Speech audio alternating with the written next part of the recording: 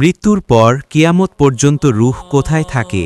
আসমানে না জমিনে, জান্নাতে না জাহান্নামে, পৃথিবীর দেহ ব্যতীত অন্য কোনো দেহে থাকে কিনা, ওই অবস্থায় শাস্তি ভোগ করে কিনা, নাকি আযাব মুক্ত থাকে?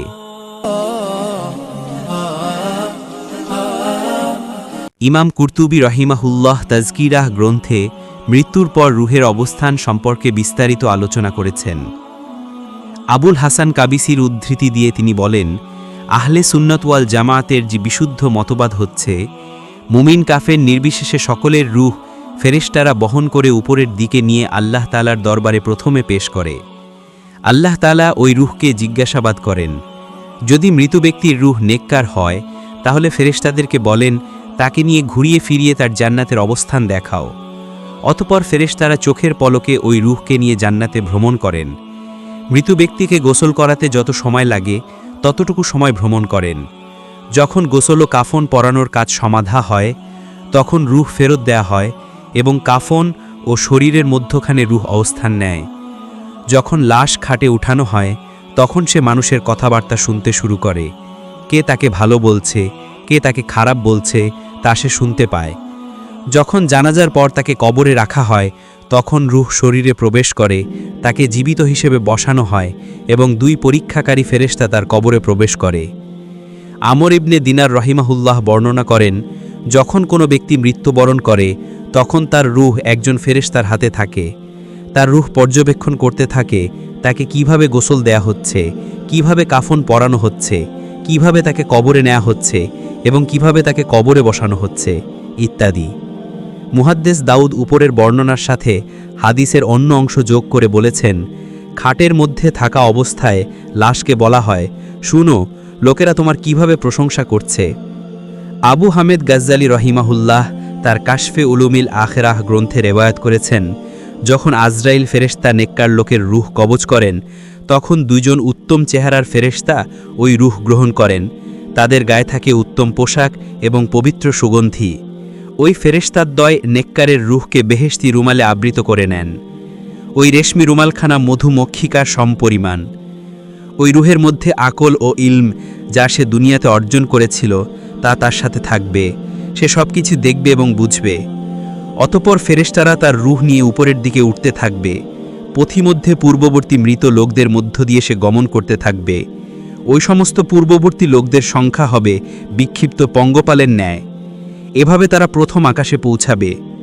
জিম্মাদার ফেরেশতা দরজা নাড়া দেবে। উপর থেকে বলা হবে, তুমি কে? জিম্মাদার বলবে, আমি সালসাইল, আমার সাথে অমুকের পুত্র অমুক। ফেরেশতা বলবে, হ্যাঁ, সে এরকমই ছিল। তাদের আকীদা ছিল সন্দেহাতীত বিশুদ্ধ। এরপর ওই মুমিন রূহকে দ্বিতীয় আকাশে নিয়ে যাওয়া হবে। দরজার ফেরেশতারা বলবে, মারহাবা, সে নামাজের ফরজ ঠিকভাবে আদায় করত। এমনিভাবে তৃতীয় আকাশের ফেরেশতারা দরজা খুলে দিয়ে পরিচয় নিয়ে বলবে, মারহাবা, সে তার মালের জাকাত দিত আল্লাহর সন্তুষ্টির জন্য এবং জাকাতের কোনো অংশ নিজের কাছে ধরে রাখত না। চতুর্থ আকাশে নিয়ে গেলে ফেরেশতারা অভ্যর্থনা জানিয়ে বলবে, সে উত্তম রূপে রোজা রাখত এবং অশ্লীল কাজ ও হারাম খাদ্য থেকে বেঁচে থাকত। এরপর পঞ্চম আকাশের ফেরেশতারা দরজা খুলে দিয়ে পরিচয় নিয়ে বলবে, আহলান সাহলান, সে লোক দেখানো বা সুনামের আশা না করে ফরজ হজ আদায় করত। ষষ্ঠ আকাশে রূহকে নিয়ে গেলে ফেরেশতারা পরিচয় নিয়ে দরজা খুলে দিয়ে বলবে, মারহাবা, ইনি উত্তম ব্যক্তি এবং পবিত্র আত্মার অধিকারী, সে পিতামাতার সাথে সদ্ব্যবহার করত। এভাবে সপ্তম আকাশে নিয়ে গেলে নিয়োজিত ফেরেশতারা দরজা খুলে দিয়ে বলবে, মারহাবা, সে অতি ভোরে উঠে ক্ষমা প্রার্থনা করত এবং গোপনে দান খয়রাত করত, ইয়াতিমদের লালন পালন করত। যারা আল্লাহর সাথে ইবাদতে অন্যকে শরিক করেছে, তারা যেন আকাশ থেকে আছাড় খেয়ে নিচে পড়ে গেল এবং মৃতভোজী পাখিরা তাদেরকে ছো মেরে নিয়ে গেল, অথবা বাতাস তাদেরকে উড়িয়ে নিয়ে কোনো দূরবর্তী স্থানে নিক্ষেপ করল। সূরা হজ ৩১ আয়াত। যখন খবিজ রূহ জমিনে এসে পড়বে, জাবানিয়া ফিরিস্তা তাকে শীঘ্র ধরে নিয়ে সিজ্জিনে বন্দী করবে। সিজ্জিন হল বিরাট পাথর সদৃশ বৎকারদের বন্দিশালা। ইহুদি নাসারাগণকে আকাশের কুরছি থেকে তাদের কবরে নিক্ষেপ করা হবে। মুশরিক ও মুনাফিকদের রূহগুলো ইহুদি নাসারাদের ন্যায় কবরে নিক্ষিপ্ত হবে। আর যেসব মুমিন অপরাধী ছিল তাদেরকে শ্রেণীভেদে শাস্তি দেয়া হবে। যারা নামাজে ত্রুটি করত তাদের নামাজ তাদেরকে ফেরত দেয়া হবে, কারণ এরা নামাজে চুরি করেছে। ছেঁড়া কাপড় যেভাবে নিক্ষিপ্ত হয়, তাদের ত্রুটিযুক্ত নামাজও সেভাবে নিক্ষিপ্ত হবে। এমনিভাবে লোক দেখানো জাকাত দানকারী, অশ্লীল কথাবার্তা বলে রোজা পালনকারী, নাম প্রচারের উদ্দেশ্যে হজ আদায়কারী অথবা হারাম উপার্জিত মাল দ্বারা হজ আদায়কারী, আত্মীয় স্বজনদের সাথে সম্পর্ক ছিন্নকারী, পিতামাতার অবাধ্য সন্তান প্রমুখ ব্যক্তিদের রূহ তাদের মুখে ও শরীরে নিক্ষিপ্ত হবে।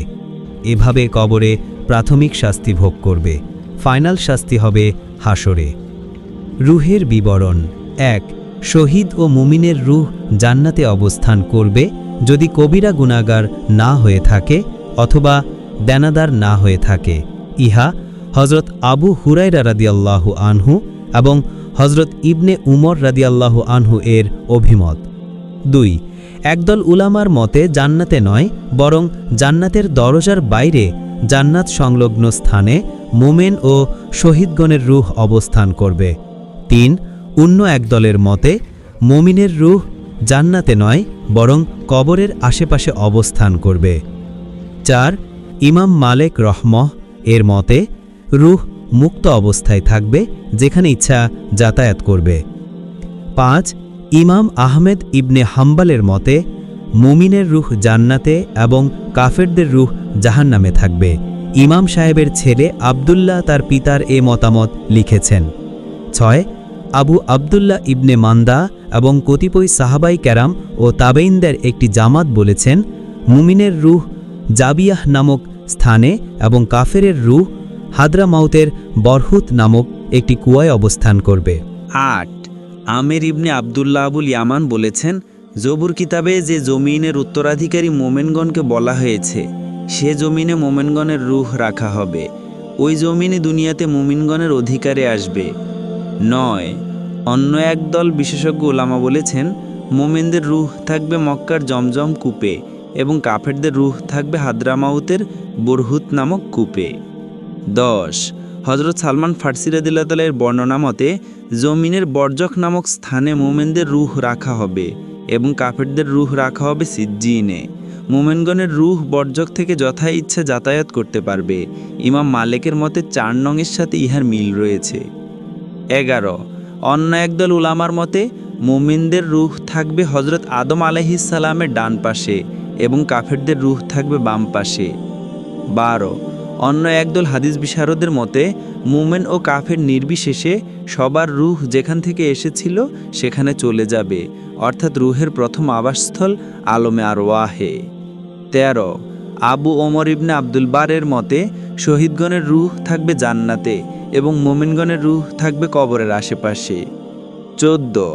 আবদুল্লাহ ইবনে মুবারক ও মুজাহিদ রহমের মতে শহীদগণের রূহ ঠিক জান্নাতে থাকবে না, বরং জান্নাতের ফল ভক্ষণ করবে এবং জান্নাতের সুগন্ধি লাভ করবে। ১৫.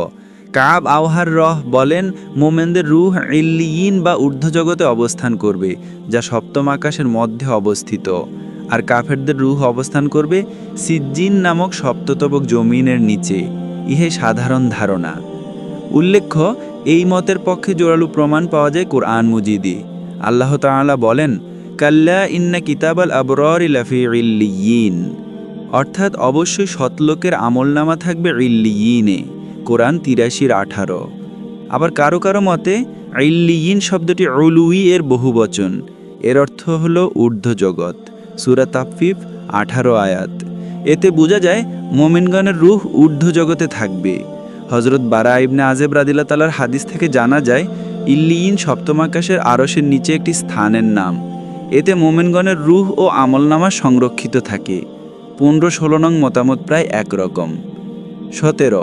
মোল্লা আলী কারি রহমতুল্লাহ আলাইহি মিরকাতে লিখেছেন, পবিত্র আত্মাসমূহ শারীরিক বন্ধন থেকে মুক্ত হয়ে ঊর্ধ্বজগতের ফিরিস্তাদের সাথে মিশে যায় এবং আসমান জমিনে যথা ইচ্ছা ভ্রমণ করে এবং জীবিত লোকদের ন্যায় সব কিছু প্রত্যক্ষভাবে দেখে ও শোনে।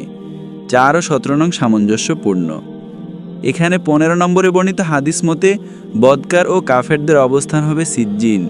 এর প্রমাণ কোরআন মজিদে আছে, যথা কাল্লা ইন্না কিতাব আল ফুজ্জার ইলাফি সিজ্জিন অর্থাৎ নিশ্চয় পাপাচারীদের আমলনামা সিজ্জিনে আছে। এর অর্থ সংকীর্ণ জায়গার বন্দিশালা। সূরা তাতফিফ ৭ আয়াত। হাদিস ও রেওয়ায়াত থেকে জানা যায় সিজ্জিন একটি বিশেষ স্থানের নাম। এখানেই কাফেরদের রূহ বন্দী থাকবে এবং এখানেই তাদের আমলনামাও থাকবে। অতএব উপরে বর্ণিত ১৭টি মতামতের সবগুলোই সঠিক, কেননা মোমেনের রূহ ইল্লিজিনে থাকলেও মুক্ত পাখির ন্যায় থাকবে। জান্নাতে প্রবেশ করে ফল খেয়ে আবার স্বস্থানে ফিরে আসবে। জান্নাতের আশেপাশে, কবরের আশেপাশে তাদের রূহ যাতায়াত করতে পারে। কখনো হজরত আদমের ডানে দেখা গেছে, কখনো হাদ্রামাউতের কূপে তাদের রূহ যাতায়াত করতে দেখা গেছে। বিভিন্ন জায়গায় দেখা যাওয়া যেমন সত্য, তেমনিভাবে ইল্লিয়িনে স্থায়ী বাসস্থানে থাকাও সত্য। গৃহে আগমন। একটি রেওয়ায়াতে শাহ আব্দুল আজিজ দেহলবী রহমতুল্লাহ লিখেছেন, প্রতি বৃহস্পতিবার দিবাগত রাত্রে অর্থাৎ জুমার রাত্রে রূহ আপন ঘরে আসে। এ বিষয়ে তিনি একটি কিতাব লিখেছেন যার নাম ইতিয়ানুল আরওয়াহ ইলা দিহারিহিম বাদার রওয়াহ, অর্থাৎ মৃত্যুর পর রূহগণ আপন ঘুইহে আগমন। হুজুরের রূহ মুবারক কোথায়? আমাদের প্রিয় নবী দুরুদের দেহ মুবারককে মঙ্গলবার দিবাগত শেষ রাত্রে রাওজা মুবারকে দাফনের ৪০ ঘন্টা পরে তার পবিত্র দেহে রূহ মুবারক ফিরত দেয়া হয়েছে। আবু দাউদ শরীফে আছে, আলা রদ্দাল্লাহু আলাইয়া রূহি, অর্থাৎ আল্লাহ তাআলা আমার রূহ ফেরত দিয়েছেন। রবিজির এই হাদিসের ব্যাখ্যা ইমাম জালাউদ্দিন সুয়ুতি তার আল হাওইলিল ফাতাওয়া এবং তাকিউদ্দিন সুবুকি তার শিফাউস সিকাম গ্রন্থে বলেছেন, রসুলে পাককে মঙ্গলবার দিবাগত শেষ রাত্রে দাফন করার পর আল্লাহ তাআলা তার পবিত্র রূহ তার দেহে মোবারকে ফিরত পাঠিয়ে দিয়েছেন। এই রূহ মোবারক পবিত্র দেহে কিয়ামত পর্যন্ত অবস্থান করবে উম্মতের সালামের জবাব দেওয়ার জন্য। সুতরাং তিনি হায়াতুন নবী বা সশরীরে জীবিত। এতে সমস্ত ওলামায়ে কেরামের মতৈক্য রয়েছে। ফয়জুল বারী শরহ বুখারী প্রথম পারায় উল্লেখ আছে, ওয়াত্তাফাকুল উলামা ওয়া আলা হায়াতিল আনবিয়া, অর্থাৎ সমস্ত আম্বিয়ায়ে কেরাম সশরীরে জীবিত আছেন। এই কথার উপর সমস্ত ওলামায়ে কেরামের ঐক্যমত্য রয়েছে। আজ আমরা জানলাম মৃত্যুর পর রূহ কোথায় অবস্থান করে, আসমান না জমিনে, জান্নাত না জাহান্নামে, বা পৃথিবীর দেহের বাইরে অন্য কোনো অবস্থানে। এই মর্মান্তিক অবস্থা আমাদের মনে করিয়ে দেয় জীবন শুধুমাত্র দেহে সীমাবদ্ধ নয়। রূহ সেই মুহূর্তে আল্লাহর নিকটে থাকে, কখনো আযাব মুক্ত, কখনো পরীক্ষা নিরীক্ষার অবস্থায়, যেখানে আল্লাহর প্রজ্ঞা এবং পরম করুণা প্রাধান্য পায়। এটি আমাদের জন্য সতর্কবার্তা ও পথ প্রদর্শক, যাতে আমরা এই পৃথিবীর জীবনকে সঠিকভাবে পরিচালনা করি। ভিডিওটি ভালো লাগলে লাইক দিন, শেয়ার করুন এবং সাবস্ক্রাইব করতে ভুলবেন না। সাবস্ক্রাইব বাটনের পাশে ঘন্টার আইকন চাপুন, যাতে আমাদের প্রতিটি নতুন ভিডিওর মর্মান্তিক জ্ঞান প্রথমে পান। আসুন একসাথে আলোর গভীরতায় রূহের এই ভ্রমণ চালিয়ে যাই। আল্লাহর দ্বীন সম্পর্কে জানতে আল্লাহ তাআলা আমাদের সকলকে দ্বীনের সঠিক জ্ঞান দান করেন। আমিন।